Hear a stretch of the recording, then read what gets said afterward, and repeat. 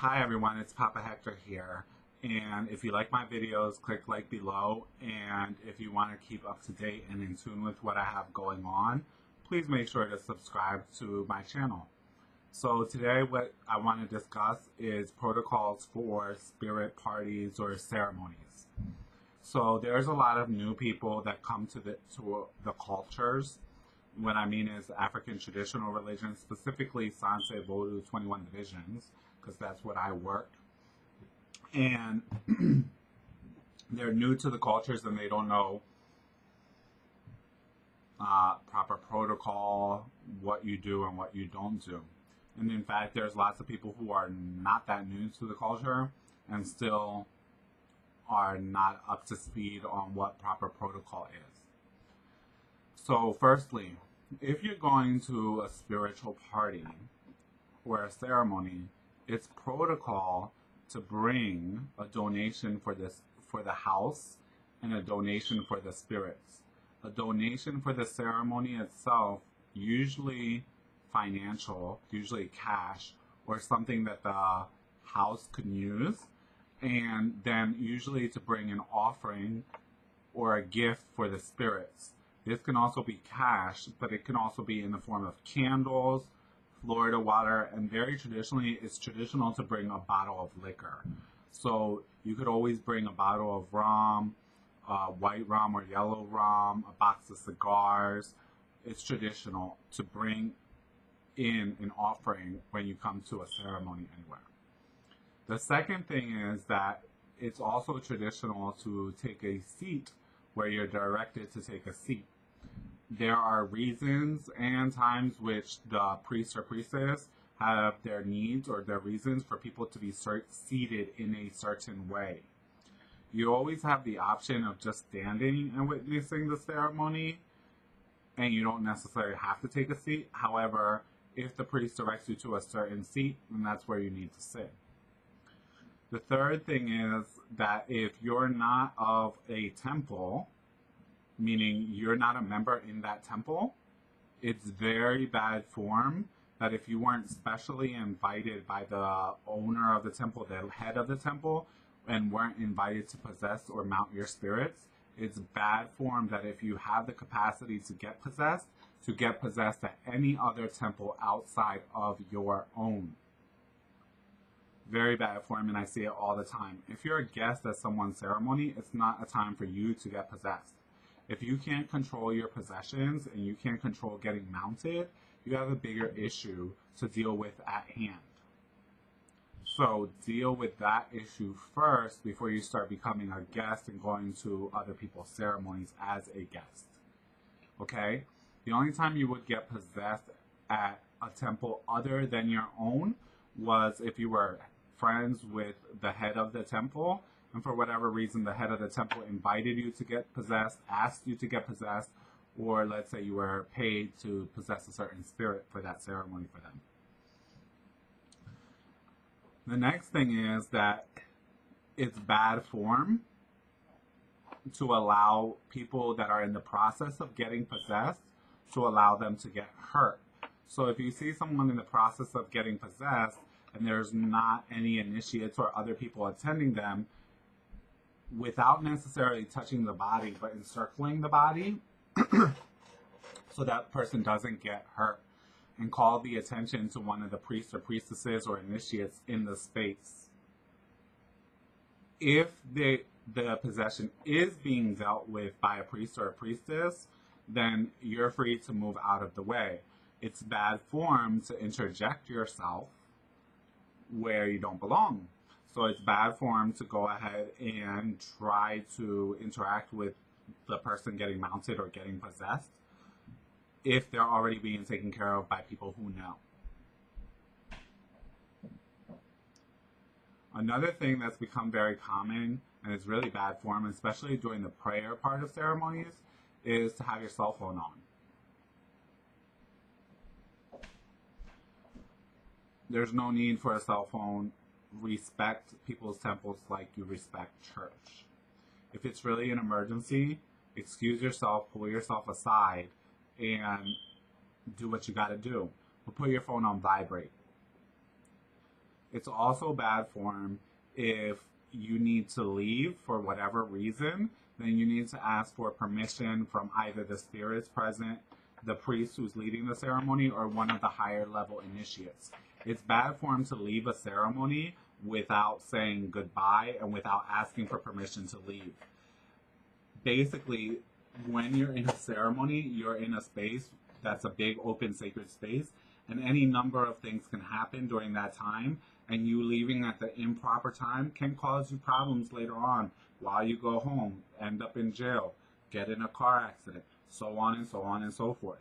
Likewise, the spirits could feel offended by the fact that you just chose to get up and leave in the midst of their ceremony. And we've seen this happen on a number of occasions where people end up in jail, leave the ceremony, and end up calling us after the ceremony is over while the ceremony is still continuing that they've gotten arrested or ended up in a car accident or end up in jail. It's bad form. The next thing is don't touch what doesn't belong to you. Don't invite yourself into spaces that you haven't been invited into.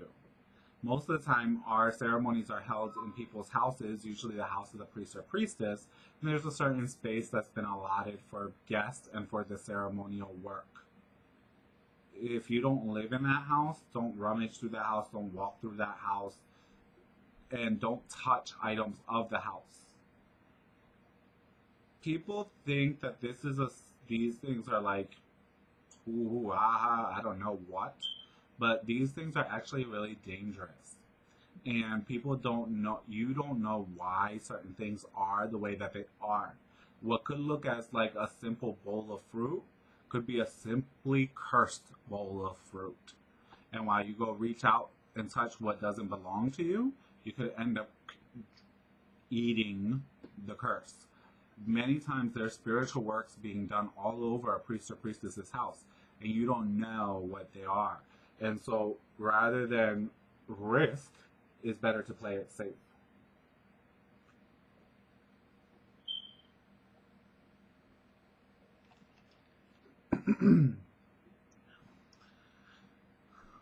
The other thing is clean up after yourself. Like being a guest anywhere else, it's really bad form not to clean up after yourself, to make messes where places where you're a guest and not cleaning up after yourself. I've been to ceremonies all over the world. I've hosted ceremonies all over the world. I've done ceremonies. I've assisted. I've participated. And I see this all too often. Like, I have friends who are Hungans and Mambos, and I go to their ceremonies, and I see people tearing up their houses. I see apparently men who don't know how to aim their urine in the toilet, and there'll be urine all over the bathroom floor. It's disgusting. And it's bad form. If you're a grown man and you don't know how to pee in the toilet, then you need to sit down and pee. I've gone to ceremonies likewise where there's blood all over the toilet seat from someone who's had their period who hasn't cleaned up after themselves. If you have your period, clean up after yourself. It doesn't look good on you. And I think that covers most of those parts of ceremonial form. This is the next protocol, and it's actually the most important. And this has to do with spirit possessions, with the lua or the misterio, the mystery, the orisha, whatever, possessing or being mounted in someone. I see this all the time. Everyone wants to go and bum rush the spirit and crowd the person that's possessed and try to get messages, Where I was taught was, you only come to the spirit if the spirit calls upon you. If the spirit has a message for you, it'll call upon you, single you out, or come and give you the message itself. It'll walk over to you and give you the message. It's bad form to crowd the spirit, crowd the possessed individual, and to try to force your way in to get a message. In fact, there are certain spirits that just by you doing that, they won't help you and they won't give you a message. The second thing is that if the spirit does give you a message during a ceremony, this is not the time for you to ask 1,000,001 questions. If the Spirit asks you, do you have any questions? Limit yourself to 1 to 2 questions. The Spirit is possessing someone's body. And although it doesn't mean much to you, that person put their lives at risk anytime they get possessed in order to lend their body as a service to the community. If you have a question more than that, then you need to book an appointment or book a session with the possessed individual when they're not possessed. So it's really bad form to try to take up all the Spirit's time, ask a whole bunch of questions, and be so self-centered and self-concerned, when many times when a Spirit comes to a ceremony, they're coming to speak to many individuals, not just yourself. The third thing that's bad form is to basically not paying attention when the Spirit is talking to you. Don't make a Spirit repeat itself. Don't make it say things over and over. Okay? It's bad form. You're likely only to upset the Spirit. You're likely not to get what you needed out of that. Now,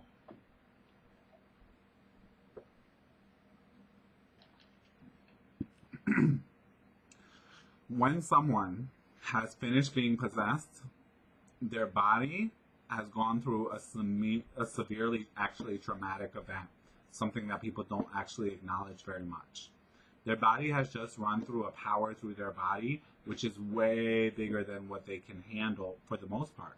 This is why certain spirits only last in the head or in possession for a few minutes at most, because they're a huge power running through a little battery.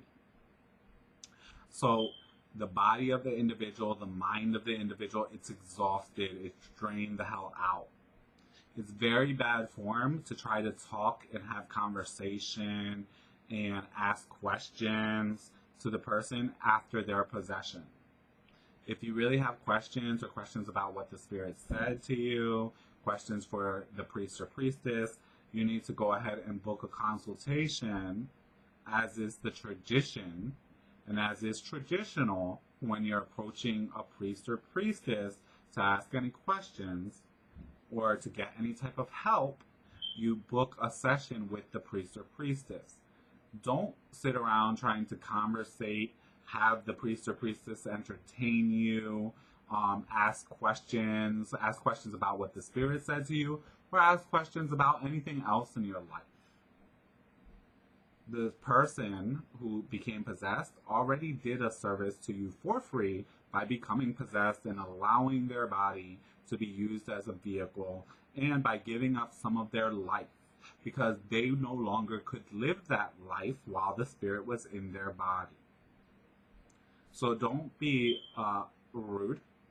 Don't take advantage. Don't take more than what you're offered. If you have questions, you need clarifications, you have questions on what the Spirit said to you, you need help, or you need any other type of help, then the proper way, according to protocol, is to go ahead and book a consultation or a session with the priest or priestess. You can almost always tell when someone has not really had possessions, or has claimed to be possessed and hasn't been possessed, because if you've really been possessed in your life, if you've really mounted a spirit, you would never do any of these things to another person who mounted a spirit, because you know the toll that it takes upon your body. When the person is first returning, and for quite a few hours after their possession, their mind is not right.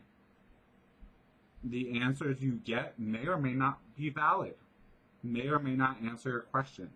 Their minds it takes time for the person to recuperate from the possession and make lots of sense. Likewise, don't expect any person who was recently possessed to, to make much sense, actually. They may make some sense, they may not make some sense. The mind is not all there. Don't expect them to be able to give you accurate information or accurate answers. the mind is not all there. It takes time for the mind to reform and come back together for that person. So these are some really simple spirit ceremony protocols that I assure you, if you follow them, they're going to help you an immense deal. And it's going to show wherever it is that you're attending that you come in with honor and respect. And when you come in with honor and respect, the spirits, as well as those people, will give you honor and respect in return. So until next time, keep the faith. God bless. It's Papa Hector. Again, subscribe to the channel below and like the video. Speak to you soon. God bless.